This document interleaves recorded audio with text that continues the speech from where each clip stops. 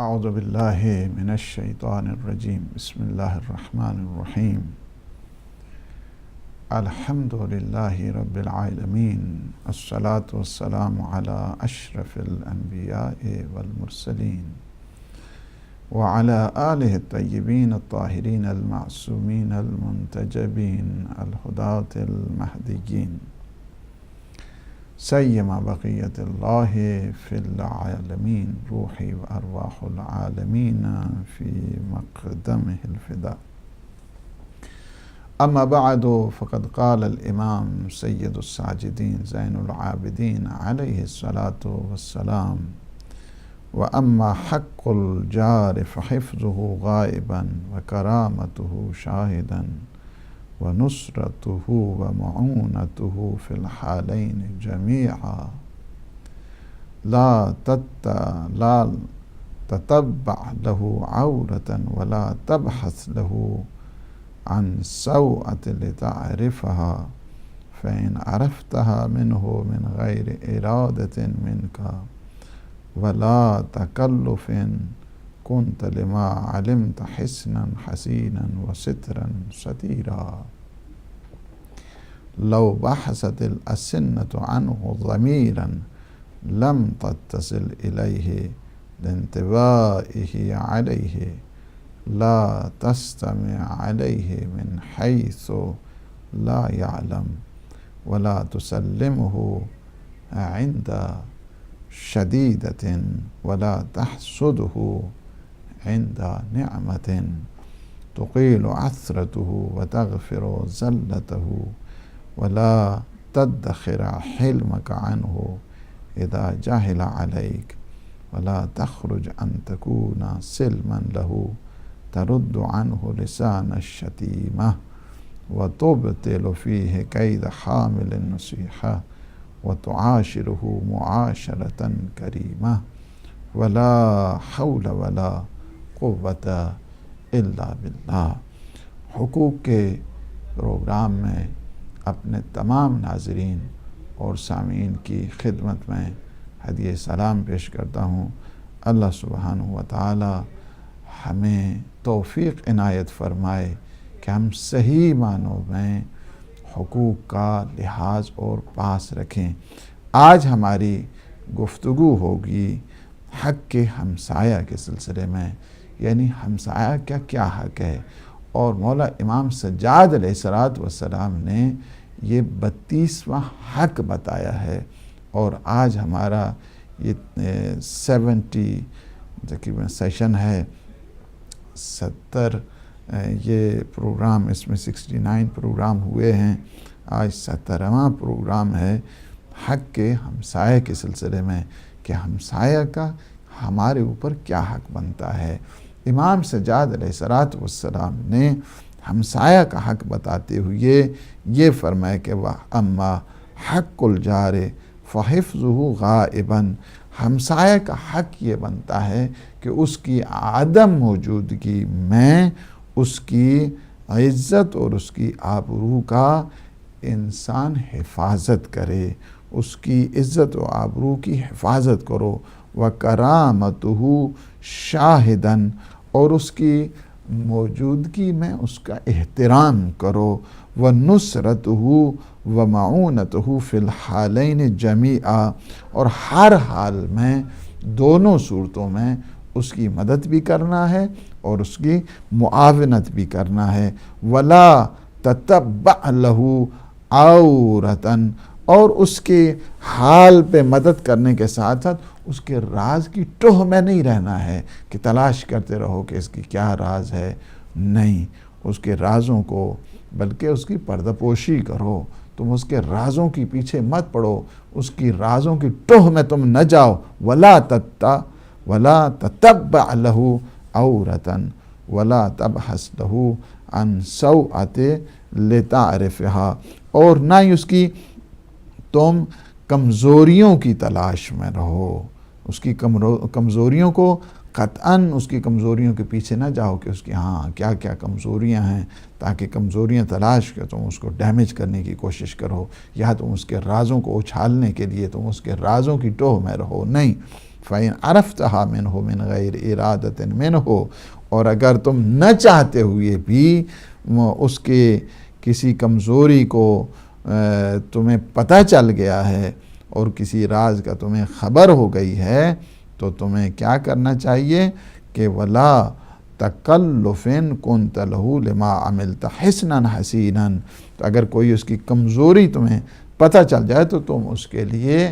ایک محکم مضبوط قلعہ اور ایسا ضخیم پردہ بن جاؤ، ضخیم پردہ سترن ستیرن لو بحثت الاسنۃ عنہ ضمیرن لم تتصل الیہ لانتباہ علیہ، تو پھر اس طرح بن جاؤ کہ اسے نیزوں سے بھی اگر اسے تلاش کیا جائے تو بھی اس کا سراغ نہ مل سکے۔ اور اتنا تم یعنی کیونکہ وہ اتنا پیچیدہ اور مستور ہے کہ نیزوں کے ذریعے بھی اگر اس کو تلاش کیا جائے تو وہ پتہ نہ چل سکے، اتنا تم سختی اور شدت اور استحکام اور مضبوطی کے ساتھ اس کے تم قلعہ بن جاؤ اور اس کے لیے تم ضخیم پردہ بن جاؤ۔ اور پھر فرمایا لا تستمع علیہ من حیث لا یعلم،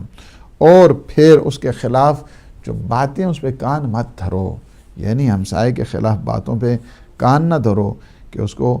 خبر تک نہ ہو۔ لا تسلمہ عند شدیدۃ، اور پھر کیا ہے کہ اس سے سختیوں اور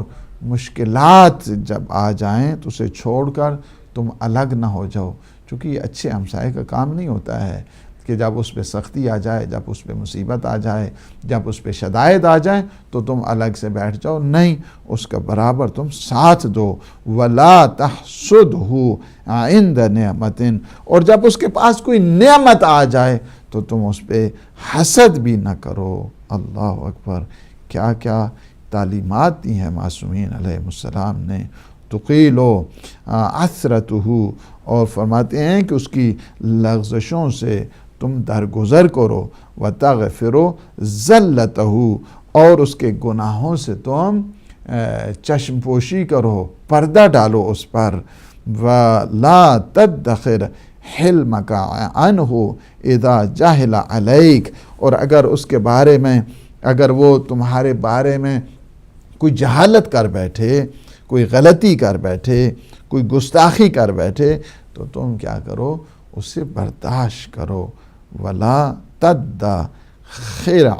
حلمک عنہ اذا جہل علیک ولا تخرج ان تکون سلما لہ، اور اگر لسان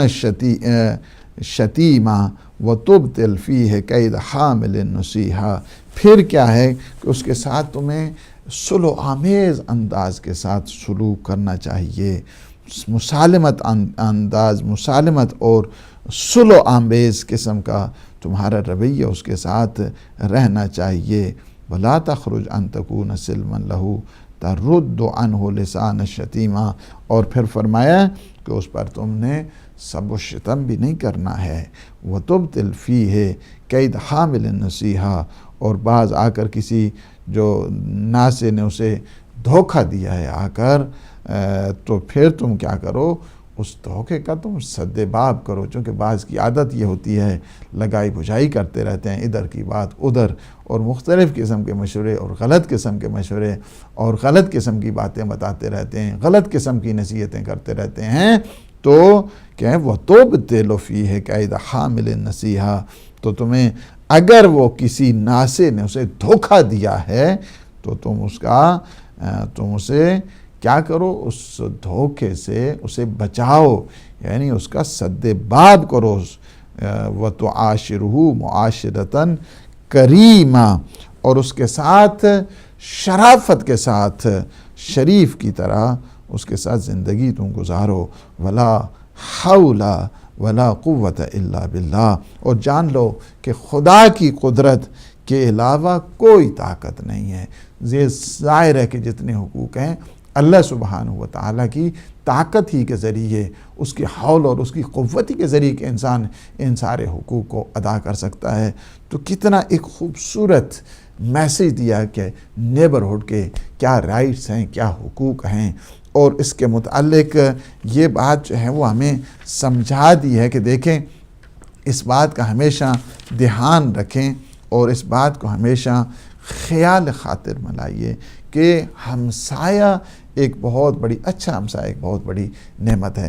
جار کا جو لفظ استعمال ہوتا ہے، جار کا لفظ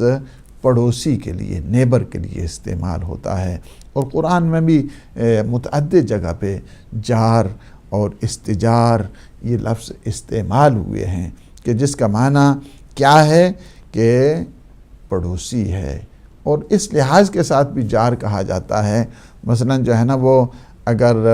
احد من المشرکین جس طرح کہا استجار کا فاجر ہو، اگر مثلا مشرکین میں سے بھی تمہاری کوئی پناہ میں آنا چاہے تو اسے بھی تم پناہ دے دو، تو جار استجار اس معنی میں بھی استعمال ہوا ہے چونکہ پناہ کے طور پر، امان کے طور پر بھی اس کو استعمال، تو ایک ہمسایہ دوسرے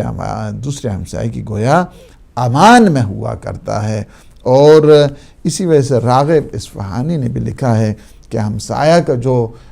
حق ہے عقلی اور شرعی لحاظ سے بہت عظیم ہے، لہٰذا جس کا حق اتنا عظیم یا دوسرے کے حق کو اتنا عظیم سمجھتا ہے کہ اسے اس جہت کے ساتھ بھی جار کہا جاتا ہے۔ جس طرح سورہ انفال میں بھی ہے کہ مثلا لا غالب لکم اليوم وانی جار لکم، یعنی میں تمہارے لیے پناہ گاہ ہوں، ایک قسم کی فورٹ ہوں، اور تمہارے حق کو عظیم سمجھتا ہوں۔ اور خدا کے نزدیک اور جو نزدیک ہمسائے ہیں یا دور کے ہمسائے ہیں اس میں کوئی فرق نہیں ہے۔ قرآنی جو سلسلہ ہے دیکھیں سورہ نساء کی آیت نمبر 36، اس میں فرمایا کہ وَعْبُدُ اللَّهَ وَلَا تُشْرِكُوا بِهِ شَيْئًا، یعنی تم کیا کرو؟ اللہ کی عبادت کرو، اور اس کی عبادت میں تم کسی کو بھی اس کا شریک مت ٹھہراؤ۔ وَبِالْوَالِدَيْنِ إِحْسَانًا وَبِذِي الْقُرْبَى وَالْيَتَامَى وَالْمَسَاكِينِ وَالْجَارِ ذِي الْقُرْبَى وَالْجَارِ الْجُنُبِ وَالصَّاحِبِ بِالْجَنبِ وَابْنِ السَّبِيلِ وَمَا مَلَكَتْ أَيْمَانُكُمْ۔ دیکھو یہاں پہ تقریباً یہ ہے اسلامی حقوق، جو اسلامک رائٹس جس کو کہا جاتا ہے، اور یہاں پہ اللہ سبحانہ وتعالی نے بندوں کے حقوق اور ان کے ساتھ معاشرت کے سلسلے میں اس ایک آیت میں 10 احکام جو ہے وہ بتا دیے۔ 10 احکام یہاں پہ آپ دیکھ رہے ہیں، یعنی اللہ کی عبادت سے جو ہے فقط اسی کی عبادت کرنی ہے، اس کے مقابلے میں کسی کو جو ہے نا وہ شریک نہیں ٹھہرنا ہے، والدین کے ساتھ انہیں حسن سلوک کرنا ہے، اسی طرح جو قریبی رشتہ دار ہیں، یتیم ہیں، مساکین ہیں، پھر پڑوسی کے جو ذی القربیٰ ہیں، پھر وہ جار کہ جو بالکل جو ہے نا آپ کے دور کے جو ہے نا ہمسائے ہیں، وَالصَّاحِبِ بِالْجَنبِ وَابْنِ السَّبِيلِ وَمَا مَلَكَتْ أَيْمَانُكُمْ، یعنی 10 حقوق اس ایک آیت میں اللہ سبحانہ وتعالی نے بتا دیے ہیں۔ اور قریبی ہمسایہ جو ہوتا ہے اس سے مراد یہ ہے کہ وہ انسان کے رشتہ دار بھی ہو سکتا ہے، چونکہ ایک دفعہ یہ نہیں قریبی ہمسایہ ہے۔ بعض نے کہا ہے کہ یہاں سے جو مفسرین ہیں یہاں سے مراد جو والجار ذی القربیٰ سے مراد انسان کے رشتہ دار، لیکن وہ اس لحاظ کے ساتھ یہ ان کا کہنا فٹ نہیں آتا ہے، چونکہ آلریڈی یہاں پہ ذی القربیٰ کہا گیا ہے، تو پھر دوبارہ ریپیٹ کرنے کا تو مقصد نہیں ہے، بلکہ یہاں سے مراد وہی والجار ذی القربیٰ جو بالکل قریبی انسان کے جار ہیں، پڑوسی ہیں، ان کی طرف اشارہ کیا گیا ہے۔ تو یہ ہے کہ اس بات کی طرف یہ دیکھنا ضروری ہے کہ والجار الجنب، وہ ہمسائے کے جو دور کے ہمسائے ہیں، دور کے ہمسائے، یعنی جس طرح احادیث کی روح سے ہم انشاءاللہ بھی اس کو نقل بھی کریں گے کہ 40 جو گھر ہیں آپ کی رائٹ پر، آپ کے لیفٹ پر، اسی طرح آگے، اسی طرح پیچھے 40 گھر یہ آپ کے ہمسائے بن جاتے ہیں۔ تو ہمسائے کا بہت زیادہ جو اسلام میں آپ نے دیکھا ہے بہت زیادہ اس کے حقوق بتائے گئے ہیں۔ اور جہاں تک آج کل چونکہ یہ جو جس دنیا میں ہم لوگ رہ رہے ہیں اور یہاں کے حالات اس طرح کے ہیں کہ ایک دوسرے کا خبر ہی نہیں ہے، ہمسائے کے نام تک کہ اس کو پتہ نہیں ہوتا، حقوق کی تو بڑی بات ہے، اس کے بارے میں سال سے پوچھا تک نہیں جاتا ہے کہ ہم ہمسائے ہیں۔ اور حالانکہ اسلام نے جتنی تاکید کی ہے ہمسایوں کے سلسلے میں، اور امام محمد باقر علیہ السلام فرماتے ہیں کہ حسن الجوار یعمر الدیار و یزید فی الاعمار، یعنی ہمسائے کے ساتھ اچھا سلوک کرنے سے کیا ہوتا ہے، گھر آباد ہوا کرتے ہیں، انسان کی زندگی زیادہ ہوا کرتی ہے۔ جو شخص اپنے ہمسائے کے ساتھ اچھے انداز کے ساتھ اس کا سلوک، اس کا رویہ، اس کا بیہیویئر اپنے ہمسائے کے ساتھ اچھا ہوتا ہے، اللہ سبحانہ و تعالیٰ اس گھر میں خیر و برکت عطا کیا کرتا ہے، اللہ سبحانہ و تعالیٰ اس گھر کو آباد کیا کرتا ہے۔ وہ گھر کبھی آباد نہیں ہوتے ہیں کہ جو ہمسائے کو اذیتیں پہنچاتے ہیں اور ہمسائے کے ساتھ برا سلوک کیا کرتے ہیں۔ نیبرہڈ اللہ کی ان عظیم نعمتوں میں سے ایک نعمت ہے کہ انسان کو چاہیے کہ اس کے ساتھ اچھے انداز کے ساتھ اچھا سلوک کرے، اچھی رفتار کرے، اس کے ساتھ اچھے انداز کے ساتھ پیش آ جائے۔ ایک چیز کو جو انسان کی زندگی کو زیادہ کرتی ہے، متعدد چیزیں ہیں، جس طرح اگر آپ صدقہ دیتے ہیں تو صدقہ انسان کی زندگی کو زیادہ کر دیا کرتا ہے، انہی زندگی کی اضافے کے لیے ایک چیز ہے، وہ یہ ہے کہ انسان اپنے ہمسائے کے ساتھ اچھا سلوک کرے۔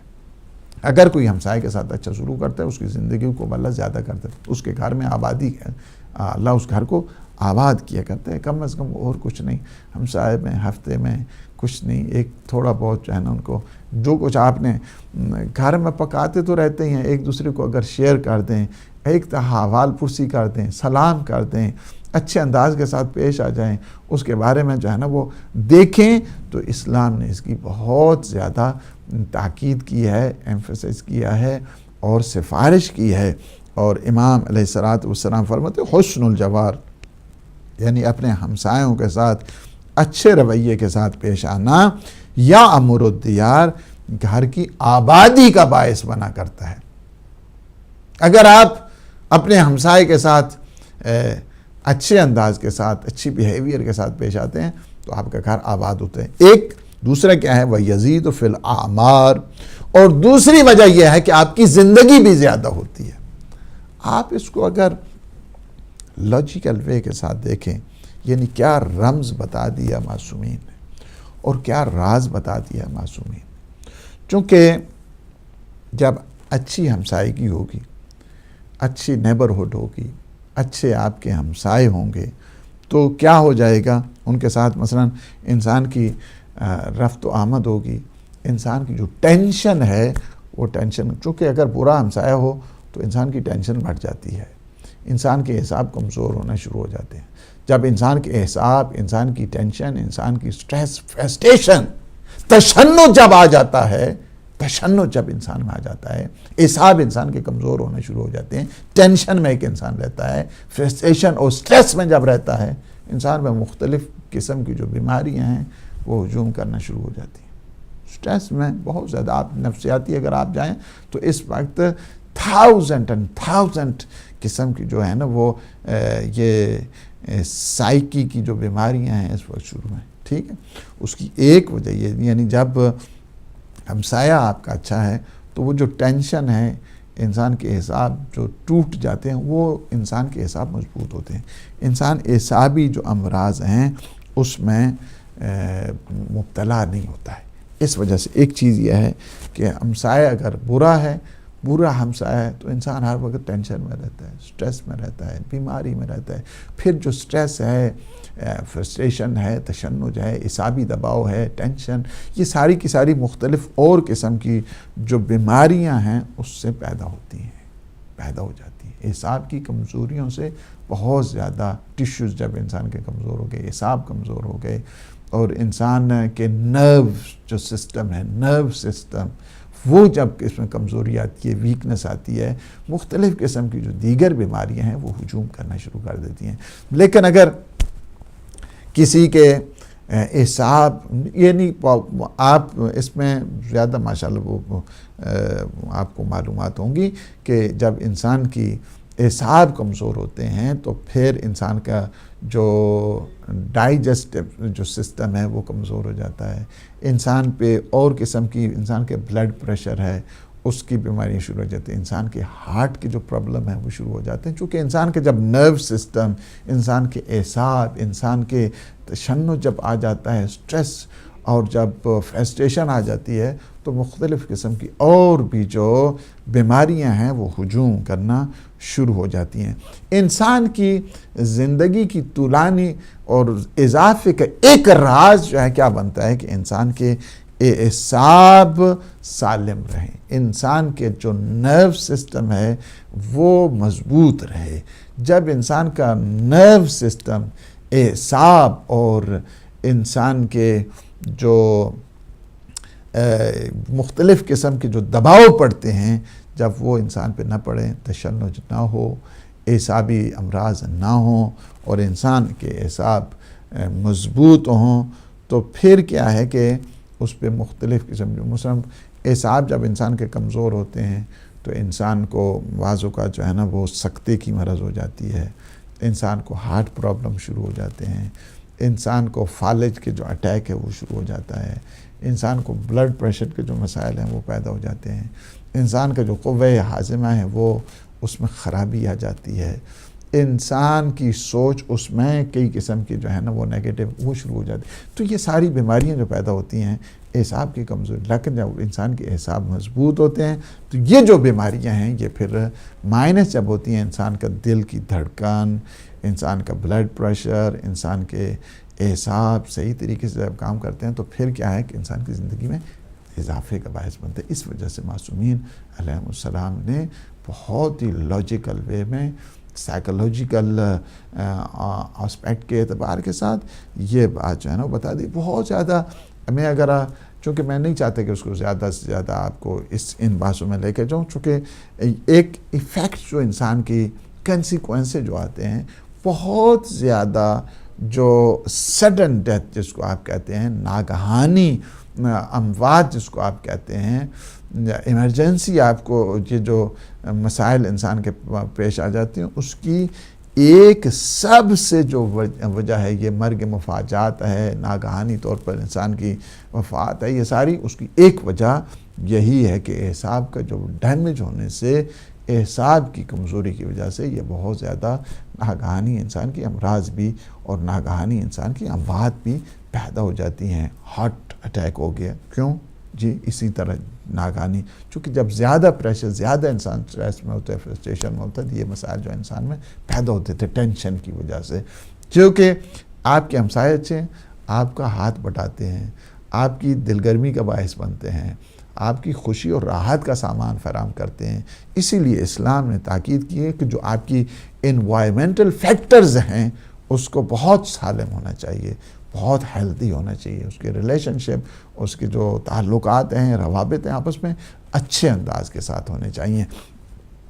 تو یہاں پہ یہ ہے کہ ہمسائے، ظاہر ہے کہ ہمسائے میں بھی دو تین قسم کے ہیں۔ ایک ہمسائے، اس میں کوئی جو ہے نا ویدر از مسلم اور نان مسلم، اس میں کوئی فرق نہیں ہے کہ ایک مسلمان ہمسائے یا نان مسلم آپ کا ہمسائے، حق جو ہے حق سیم ہی ہے۔ ہاں البتہ جو مسلمان آپ کے ہمسائے ان کا اور زیادہ حق بنتا ہے، وہی ہمسائے کہ جو آپ کے رشتہ دار ہیں اس کا اور زیادہ جو ہے نا وہ حق بن جاتا ہے۔ یعنی بعض اوقات حق ایک طرف ایک اس کی اماؤنٹ اگر آپ رکھنا چاہتے ہیں تو اس کے 3 حصے فرض کیا آپ کر دیں، ایک کا جو ہے نا مثلا 1 درجے کا حق ہے، کسی کا 2 درجے کا حق ہے، کسی کا 3 درجے کا حق ہے۔ مثلا آپ کا ہمسایہ فرض کیا ایک نان مسلم ہے، کوئی بات نہیں، آپ مسلمان ہیں، وہ نان مسلم ہے، اس کا 1 درجے کا حق ہے کہ وہ حق ہمسائی کی جو میں نے ابھی آپ کو بتایا، انسان کو ساتھ حسن سلوک کریں۔ لیکن بعض اوقات اس سے بھی زیادہ اور حق بن جاتا ہے، یہ آپ کا ہمسایہ بھی لیکن مسلمان ہے، اس کا اور زیادہ آپ کے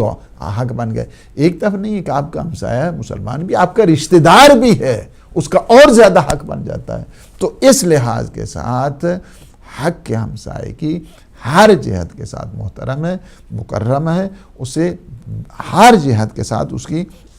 اصلاح ہونی چاہیے اور اسے اچھے انداز کے ساتھ، جس طرح پیغمبر اسلام صلی اللہ علیہ وآلہ وسلم فرماتے ہیں کل 40 دارا جیران من بین یدیہ ومن خلفہ وعن یمینہ وعن شمالہ. کیا خوبصورت، یہ ہے message. That is the message of Islam. observe it.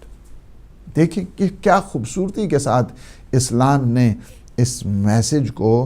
بتا دیا ہے. فرماتے ہیں کہ کل 40 دارن جیرانن، یعنی ہر طرف سے 40 گھر آپ کے ہمسائے ہیں. 40 گھر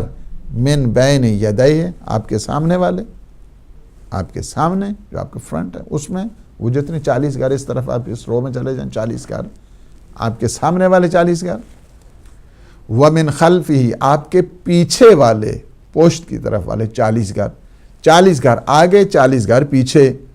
صحیح ہے؟ 40 گھر کا آپ اندازہ لگائیں اور اس پیغمبر اسلام صلی اللہ علیہ وآلہ وسلم کی اس تعلیمات کو دیکھیں. 40 گھر آگے، 40 گھر پیچھے. وَعَنْ يَمِينِهِ، 40 گھر آپ کے دائیں طرف. وَعَنْ شِمَالِهِ، اور 40 گھر آپ کے لیفٹ سائڈ پہ، رائٹ لیفٹ 40 گھر. اسی طرح جو ہے نا وہ آپ کے آگے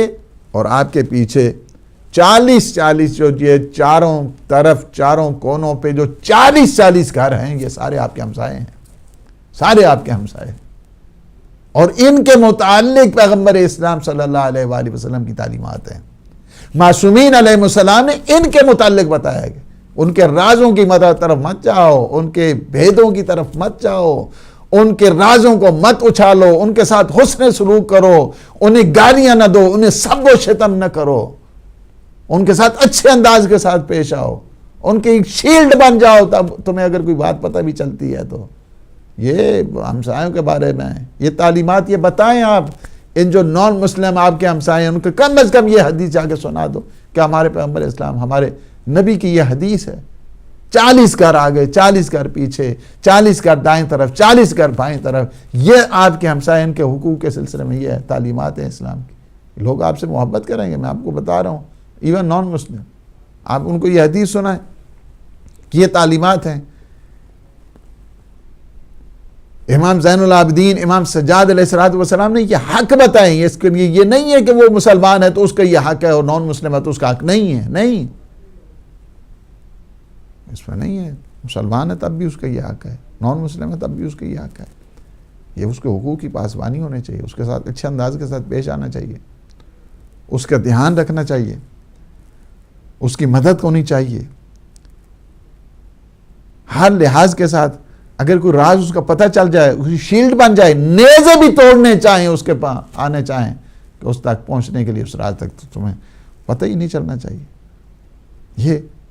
اگر تم اس کے متعلق کوئی ایسی ویسی بات اس پہ کان مت دھرو. یہ اسلام نے بتایا. اسے کوئی نعمت مل گئی ہے اس پہ تم حسد نہ کرو، اس کی غلطیوں کو تم معاف کرو، اس کی لغزشوں پہ تم پردہ ڈالو. اور اگر اس سے کچھ کوتاہی سرزاد ہو جاتی ہے تو تم صبر کرو اس پہ حلم کے ذریعے، اور پھر کبھی جو ہے اسے ناسزا نہ کہو، سب و شتم اس پہ نہ کرو. اسلام کی یہ تعلیمات ہے، اہل بیت علیہ السلام کی تعلیم. کتنے خوش نصیب ہیں ہم لوگ کہ جن کی رہنما مقتدا ایسے پیغامات لے کر آئے ہیں، ایسے میسیجز ہمیں دیے ہیں. اور پھر پیغمبر اسلام صلی اللہ علیہ وآلہ وسلم فرماتے ہیں ہر طرف سے 40 گھر آگے، 40 گھر پیچھے، 40 گھر دائیں طرف، 40 گھر بائیں طرف. یہ آپ کے سارے ہمسائے ہیں، یہ آپ کے ہمسائے ہیں. ان ہمسایوں کو آپ نے خیال کرنا ہے. اچھا، آپ اس کی انالیسس کریں. اگر ایک چھوٹا سا گاؤں ہے، ایک ویلیج ہے، اس کے لیے تو گویا پورے کا پورا وہ ویلیج ہی ہمسایہ ہو جائے گا. اب 40 گھر اس طرف چلے جائیں، 40 گھر ادھر سے چلے جائیں گے، 40 گھر ادھر سے تو ایک چھوٹا سا جو ٹاؤن ہے وہ تو 40 ہی گھروں پہ چھوٹا سا ایک ویلیج، وہ تو پورا کا پورا ہی گاؤں ہی گویا ہمسایہ ہو گیا ایک دوسرے کا. ایک بڑا شہر ہے جس میں آپ رہ رہے ہیں، اور اس کو آپ اس لاجیکل وے میں دیکھیں کہ 40 جب گھر آگے 40 دائیں بائیں، تو یہ تقریباً جو ہے نا وہ 5000 جو ہے وہ تقریباً وہ گھر اس میں شامل ہو جاتے ہیں کہ جو اس میں رہنے والے ہیں۔ تو آپ ایک بہت بڑا، اگر ہر ایک کا حساب لگایا جائے اور اس حقوق کا خیال رکھا جائے کہ 40 گھر دائیں بائیں آگے پیچھے، جب انسان حساب لگاتا ہے، وہ ہر ایک کے بارے میں پیغمبر اسلام کا یہ حکم ہے، اور ہر ایک کے بارے میں یہ نصیحت ہے، اور ہر ایک کے بارے میں یہ سفارشات و تاکیدات ہیں۔ اگر ان کو فقط اس تعلیم کو لے لیا جائے اور اس پیغام کو لے لیا جائے تو کتنی جو ہے وہ پیسفل انوائرمنٹ بن جائے گی۔ اس ایک پیغام کو لے کر انسان زندگی گزارے، کتنا جنت نما ماحول بن جائے گا انسان کے لیے۔ کوئی کسی کو کوئی ٹینشن نہیں ہوگی، کسی پریشانی نہیں ہوگی، ہر ایک دوسرے کے دکھ درد میں شامل ہو جائے گا۔ چھوٹا گاؤں ہے تو وہ تو گویا ہر ایک دوسرے کا ہمسایہ ہے۔ بڑا شہر ہے تو اس میں بھی ہزاروں گھر آ جاتے ہیں کہ جو ایک دوسرے کے ہمسائے بن جاتے ہیں، اور ان کے لیے سارے کے سارا یہ حق کے ہمسائیگی کے بارے میں بتایا گیا۔ اسی وجہ سے وہ ہمسائے کے جو آپ کے دور کے ہیں، وہ ہمسائے جو آپ کے نزدیک کے ہیں، سب کے ساتھ آپ کا حسن سلوک اور اچھے انداز کے ساتھ ان کا پیش آنا چاہیے۔ اور اہمیت اتنی بتائی گئی ہے، اتنی اہمیت بتائی گئی ہے، امپورٹنس آف دا نیبرہڈ، اس نیبرہڈ کی جو ہمسائیگی ہے یا حق کے ہمسائے کہ دا رائٹ آف نیبر جس کو کہا جائے، اتنی امپورٹنس ہے اس کی کہ حتیٰ کہ بستر شہادت پر امیر المومنین علی ابن ابی طالب علیہ السلام نے ان وصیتوں میں سے ایک وصیت جو ہے نا وہ یہ خود جو ہے فرماتے ہیں، اللہ اللہ تم خدا کے لیے جار یعنی ہمسائے کے بارے میں خیال رکھنا، ہمسائے کے بارے میں خیال رکھنا، ہمسائے کے حقوق کے بارے میں دھیان کرنا۔ اور پھر فرماتے ہیں ما زال رسول اللہ یوصی بہم حتی ظننا انہ سیورثہم، اور پیغمبر صلی اللہ علیہ وآلہ وسلم نے ان ہمسایوں کی حقوق کے سلسلے میں اتنی تاکید کی ہے کہ ہمیں یہ گمان ہونے لگا کہ کہیں یہ لوگ ہماری وراثت میں تو شامل نہیں ہو رہے ہیں، ہماری انہیریٹنس میں تو شامل نہیں ہو رہے ہیں۔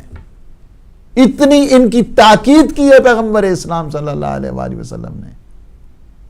یعنی یہ ان وصیتوں میں سے ہے۔ اور پھر فرماتے ہیں پیغمبر اسلام صلی اللہ علیہ وآلہ وسلم فرماتے ہیں کہ من کان یؤمن باللہ والیوم الآخر فلیحسن الی جارہ، کہ جو شخص اللہ پر اور قیامت پر دا ڈے آف ججمنٹ اس پہ ایمان رکھتا ہے تو اسے چاہیے کہ اپنے ہمسائے کے ساتھ اچھا سلوک کرے۔ اگر اسے خدا پہ ایمان ہے، اگر اسے قیامت پر ایمان ہے تو اسے اپنے ہمسائے کا خیال رکھنا چاہیے۔ یہ تعلیمات اگر ہم بتائیں، یہ جو نان مسلم ہمارے ہمسائے یورپ میں ہم لوگ رہ رہے ہیں، نان مسلم ان لوگوں کو بتائیں کہ ہمارے اسلام کی تعلیمات یہ ہیں، اسلام ہمیں یہ سکھاتا ہے، بانی اسلام the founder of اسلام ہے، وہ ہمیں یہ سکھاتے ہیں۔ حضور اکرم صلی اللہ، ہم سارے جو ہیں ایمبیسیڈر ہیں پیغمبر اسلام کے یہاں پہ، بالخصوص یہ جو نان مسلم کنٹریز میں رہتے ہیں، اگر یہ پیغام ان کو دے دیں کہ ہمارے رہنما اور مقتدی وہ ہیں کہ جنہوں نے ہمیں یہ تعلیمات دی ہیں، یہ سکھایا ہے، یہ ایک حدیث سنا دی، یعنی اگر مطلب کیا ہے اس حدیث کو آپ پلٹ کے دیکھیے، اگر کوئی ہمسائے کے ساتھ اچھا سلوک نہیں کرتا ہے تو اس کا مطلب یعنی یہ ہے کہ اس کا خدا اور قیامت پہ ایمان نہیں ہے۔ تو آپ 1 منٹ میں پیغام دے سکتے ہیں، 1 منٹ میں پیغام دے سکتے ہیں آپ۔ اور پھر فرماتے ہیں، دیکھیں دوسری حدیث میں پیغمبر اسلام فرماتے ہیں من اذا جارہ حرم اللہ علیہ ریح الجنہ، کوئی شخص اگر اپنے پڑوسی کو آزار اور اذیت پہنچاتا ہے، جنت جانا کو جا، جنت کی خوشبو تک نہیں سونگھ سکتا ہے، جنت کی خوشبو تک نہیں۔ حرم اللہ علیہ ریح الجنہ، اس پہ اللہ نے جنت کی خوشبو کو حرام کر دیا، جنت کی خوشبو نہیں۔ 500 سال کی جو مسافت ہے نا، اس تک یہ ایک گھوڑا مثلا جو ہے دوڑتا رہے کتنا 500 سال تک، تو اتنی مسافت میں جنت کی خوشبو آتی ہے۔ فرمایا کہ اللہ جو اپنے پڑوسی کو دکھ پہنچاتا ہے، آزار اور اذیت پہنچاتا ہے، اللہ نے جنت کی خوشبو کو اس پہ حرام کر دیا ہے۔ جنت جانا نہیں، جنت جانا کو جا، جنت کی جو خوشبو ہے اس کو بھی اللہ نے اس پر حرام کر دیا۔ وَمَأْوَاهُ جہنم، اور اس کا ٹھکانہ جہنم ہے۔ وَبِئْسَ الْمَصِيرُ، اور کتنا برا ٹھکانہ ہے یہ جہنم کا۔ فرماتے ہیں کہ وَمَنْ ضَيَّعَ حَقَّ جَارِهِ، اور جو اپنے ہمسائے کے حق کو ضائع کرتا ہے، فَلَيْسَ مِنَّا، اس کا تعلق ہم سے نہیں ہے، فَلَيْسَ مِنَّا۔ وَمَا زَالَ جَبْرَائِیلُ یُوصِینِی بِالْجَارِ، اور جبریل علیہ السلام ہمیشہ میرے پاس آتے اور وہ کیا کرتے تھے؟ یوصینی بالجار، اور مجھے ہمسائے کے حق کے متعلق اتنی نصیحت اور وصیت کرتے، حتی ظننت انہ سیورثہ، جہاں تک کہ مجھے گمان ہونے لگتا کہ یہ کہیں ہماری وراثت میں تو شامل نہیں ہو رہے ہیں، حق کے وراثت میں تو نہیں آ رہے ہیں یہ۔ اتنی زیادہ آ کر وہ تاکید کیا کرتے تھے، اتنی آ کر وہ سفارشات کیا کرتے تھے۔ وَمَا زَالَ یُوصِینِی بِالسِّوَاک، اور آ کر مجھے بتایا کرتے تھے مسواک کے سلسلے میں، جو آپ برش کرتے ہیں اپنے ٹیتھ کو، اپنے دانتوں کو مسواک کے ذریعے، مسواک کی اتنی زیادہ تاکید کرتے تھے، حتی ظننت انہ سیجعلہ فریضہ، اور یہ گمان ہونے لگتا تھا کہ یہ کہیں واجبات میں تو شامل نہیں ہو رہا ہے، کہ مسواک کرنا، دانتوں کو صاف کرنا، دانتوں کو برش کرنا جو ہے یہ کہیں واجب تو نہیں ہو گیا ہے۔ اس حد تک گمان، یعنی اتنی حد تک آ کر تاکید کیا کرتے تھے، یہ اس حد تک وصیت ہوتی تھی۔ حضرت جبریل علیہ السلام آ کر گفتگو کرتے تھے، وَمَا زَالَ یُوصِینِی بِقِیَامِ اللَّیْلِ، اور شب زندہ داری میں، نماز شب میں اس حد تک آ کر تاکید کرتے تھے، حتی ظننت ان خیار امتی لم یناموا، حتیٰ کہ اس حد تک گمان ہو رہا تھا کہ رات میں میری امت والے سو ہی نہ پائیں۔ اس حد تک تاکید کی جاتی تھی، تاکید ہوتی تھی حق جار کے سلسلے میں، اہمیت بتانے کے لیے،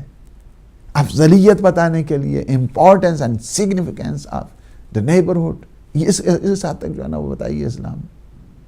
اس حد تک گمان ہوتا تھا کہ کہیں یہ ہماری وراثت میں تو، ہماری انہیریٹنس میں تو شامل نہیں ہو رہے ہیں، یہ چیز ہے۔ اور پھر پیغمبر اسلام صلی اللہ علیہ وآلہ وسلم کی حدیث فرماتے ہیں، قال رسول اللہ اثنان لا ينظر اللہ الیہم یوم القیامت، قاطع الرحم وجار السوء۔ فرماتے ہیں دو شخص ایسے ہیں کہ جن پر اللہ نگاہ کرم کرے ہی گا نہیں قیامت کے دن۔ قیامت کے دن اللہ دو قسم کے لوگ ہیں جن پہ اپنی نظر رحمت نہیں کرے گا، نہیں کرے گا۔ کون کون سے؟ قاطع الرحم، وہ is the breaking the ties with his parent, with his friend, with his family، قطع رحم کرنے والا، جو لا تعلق ہی کرتا ہے اپنے والدین کے ساتھ، اپنے عزیز و اقارب کے ساتھ، اللہ اس پہ کبھی قیامت کے دن نظر کرم نہیں کرے گا۔ وجار السوء، اور جو شخص، اور دوسرا گروہ وہ ہے کہ جو اپنے ہمسایوں کے ساتھ اچھا سلوک نہیں کرتے، بد رفتاری کرتے ہیں، ان کا بیہیویئر ٹھیک نہیں ان کے بارے میں، بد اخلاقی کرتے رہتے ہیں، گالیاں دیتے رہتے ہیں، اذیتیں پہنچاتے رہتے ہیں، جار السوء، قاطع الرحم و جار السوء. دو شخص اور دو قسم کے لوگ وہ ہیں جن پہ اللہ کی نگاہ کرم نہیں ہوگی قیامت کے دن. ان میں سے ایک قطع رحم کرنے والا اور دوسرا اپنے ہمسایوں کے ساتھ برا سلوک کرنے والا. ان کے ساتھ نہیں ہو سکتے. اس وجہ سے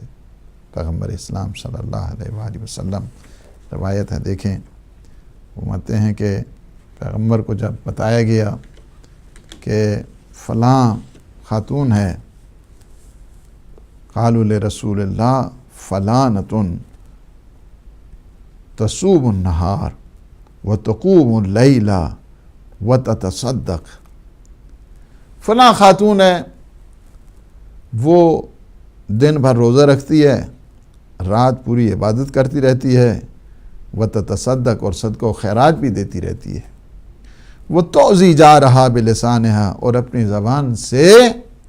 اپنے ہمسایوں کو اذیت پہنچاتی رہتی ہے. ادھر سے اتنی عبادتیں، ادھر سے اپنے ہمسائے کو اذیت.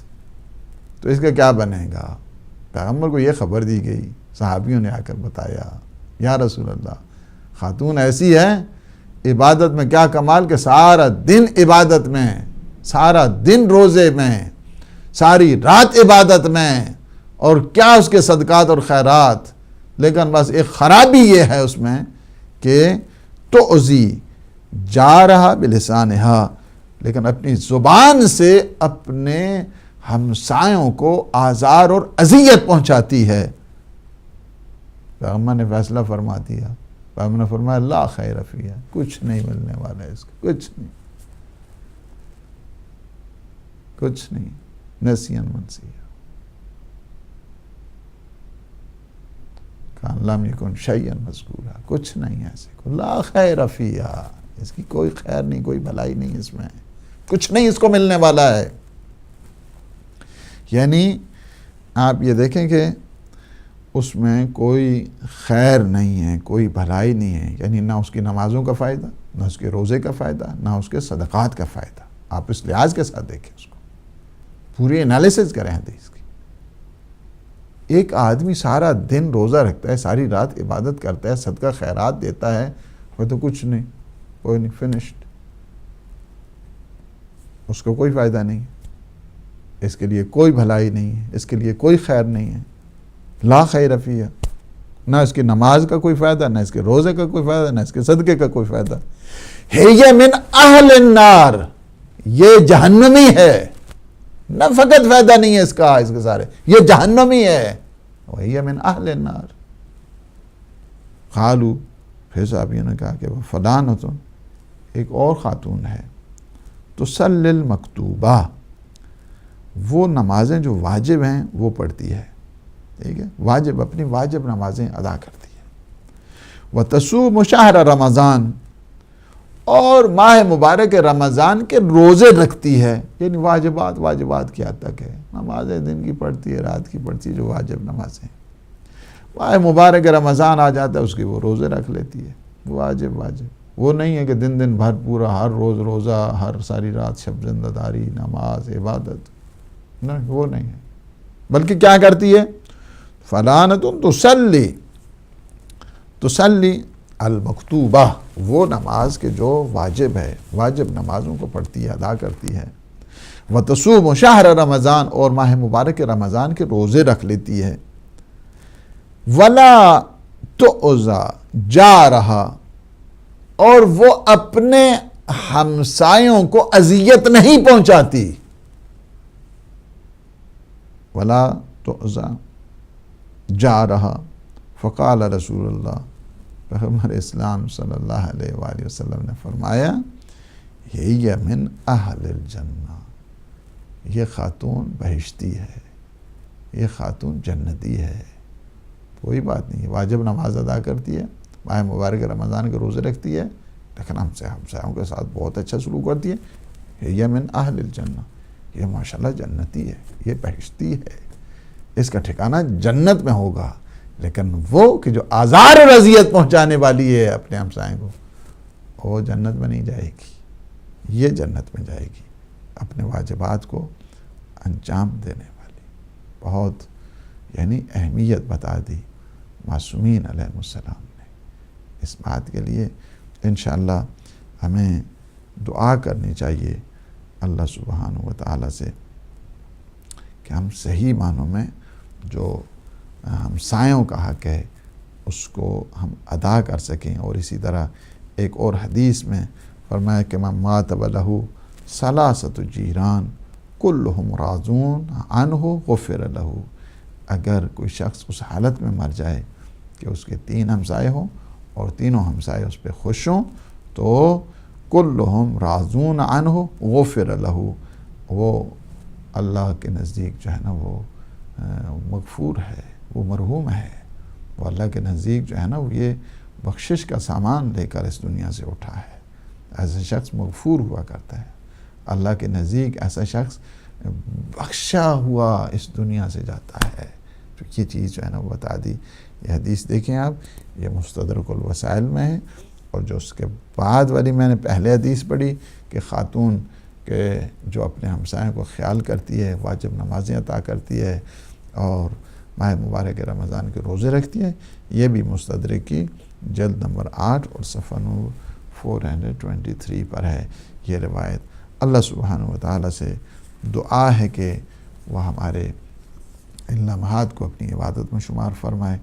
ہمارے گناہوں سے عفو درگزر فرمائے۔ پروردگار تو ہمیں توفیق عنایت فرما کہ ہم صحیح معنوں میں ہمسایوں کے حقوق کا پاس رکھیں، ہمسایوں کے حقوق کا لحاظ رکھیں۔ خدایا بحق محمد و آل محمد، پروردگار ہمارے جتنے گناہان صغیرہ ہیں کبیرہ کو انہیں معاف فرما، ہمیں آفات بلیات سے محفوظ فرما، ہماری عاقبت کو بخیر فرما، ہمارے جتنے مومنین مومنات مریض ہیں انہیں بیمار کربلا کے صدقے میں صحت سلامتی شفا کامل اور عاجلہ عطا فرما، ہم سب کے مرحومین کی مغفرت فرما، انہیں جوار معصومین میں جگہ عنایت فرما۔ پروردگار وارث زمان امام زمان قطب عالم امکان کے ظہور پر نور میں تعجیل فرما، ہمیں اپنے امام کے ناصرین، مجاہدین، مبلغین میں شمار فرما۔ ربنا تقبل منا انک انت السمیع العلیم بجاہ محمد و آلہ الطاہرین، اللہم صلی علی محمد و آلہ محمد۔